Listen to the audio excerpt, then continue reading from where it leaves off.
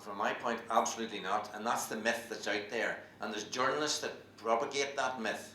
And there's time they were taken to task.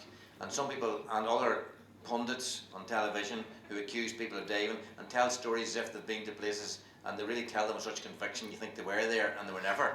So, you know, there's a whole lot of stuff on out there. Never ever have I told a player to do it. In fact, I'll tell them quite the opposite.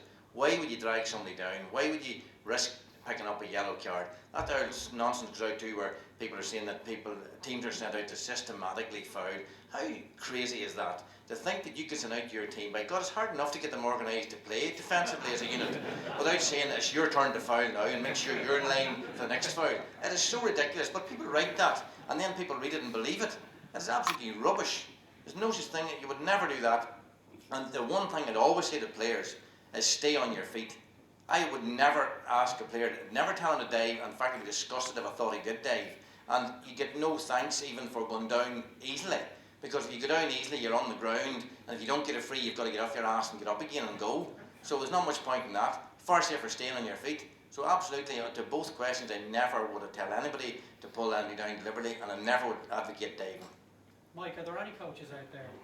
Again, I'll just add something to that. We've played against Mickey a few times and I would concur with everything he does. He doesn't tell them to just do it naturally. I